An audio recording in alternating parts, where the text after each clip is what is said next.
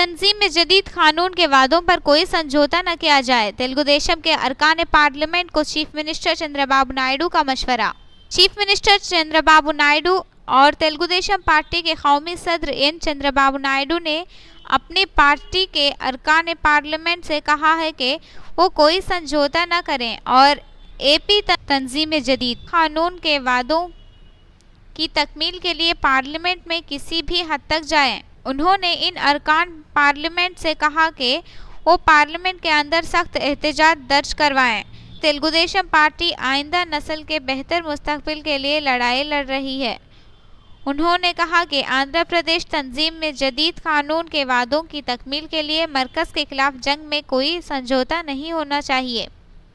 اگر ارکان پارلیمنٹ کو ایوان سے معطل بھی کر دیا جاتا ہے تو انہیں باہر احتجاج جاری رکھنا چاہیے۔ انہوں نے ارکان پارلیمنٹ سے کہا کہ وہ کسی بھی قسم کی صورتحال کا سامنا کرنے کے لیے تیار ہیں کیونکہ وہ ریاست کے مفادات کے تحفظات کے لیے لڑائی لڑ رہے ہیں۔ انہوں نے ارکان پارلیمنٹ سے کہا کہ وہ سیاست کے 5 کروڑ عوام کے مفادات کو ملحوظ رکھتے ہوئے اشتراک کے ساتھ کام کریں۔ چندرا بابو نائیڈو نے کہا کہ Y S R Congress party عوام کے اعتماد سے محروم ہو گئی ہے اور وہ منظر سے بھی غائب ہو گئی۔ انہوں نے کہا کہ Y S R Congress Telugu Desam کو بدنام کرنے کے لیے مختلف حربے اختیار کر رہی ہے۔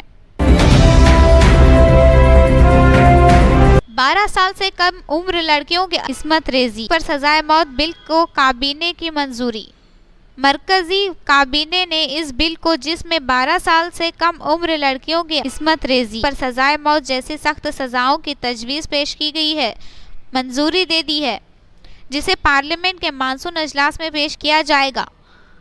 مرکزی وزیر قانون روی شنکر پرساد نے میڈیا کو بتایا کہ وزیر اعظم نریندر مودی کی صدارت میں منعقدہ کابینہ کے اجلاس میں فوجداری قانون بل 2018 کو منظوری دی گئی ہے۔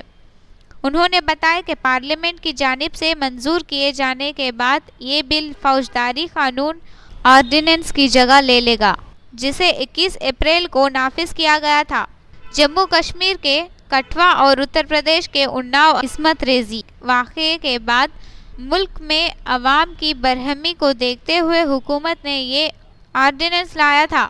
وزارت داخلہ کی جانب سے تیار کردہ اس بل کو کابینہ نے منظوری دے دی ہے۔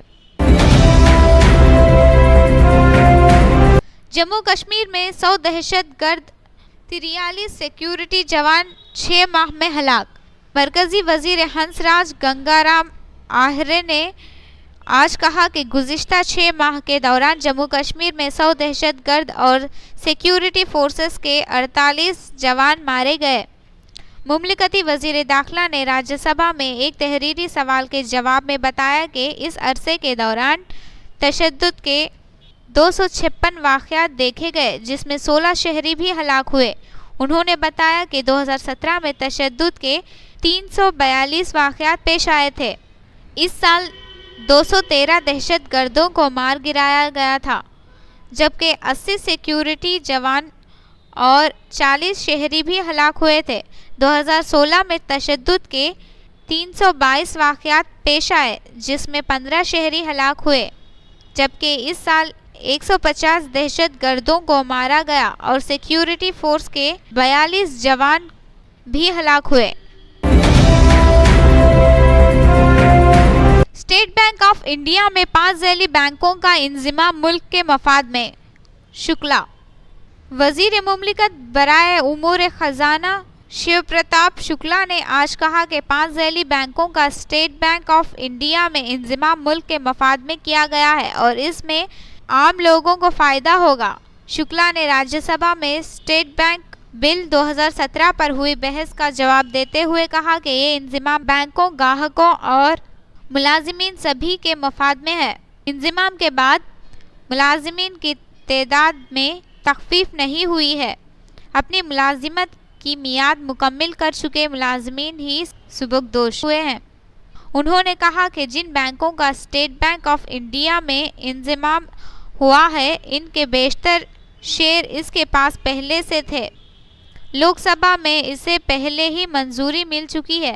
اسٹیٹ بینک آف انڈیا میں State Bank of Patiala, State Bank of Hyderabad, State Bank of Mysore, State Bank of Travancore اور اسٹیٹ بینک آف جے پور اور بیکانیر کا انضمام ہوا ہے۔ اس سے ملک میں بڑے بینکوں کی ضرورت پوری ہو سکے گی۔ ملک میں بینکنگ نظام میں اصلاح کی سخت ضرورت ہے، لیکن اس کے بارے میں قیاس آرائیاں ہی چل رہی ہیں۔ بینکوں کو عالمی اصولوں کے مطابق بنایا جانا چاہیے، لیکن مقامی ضروریات کو بھی ذہن میں رکھنا چاہیے۔ اس سے بینکوں پر عوام کا اعتماد قائم رہے گا۔ ملک کی ضرورتوں اور حجم کو دیکھتے ہوئے 5-7 بینکوں سے کچھ نہیں ہوگا۔ الگ الگ ضرورتوں کو ذہن میں رکھتے ہوئے بینکوں کا قیام عمل میں آنا چاہیے۔ News editor Tahir Tahira.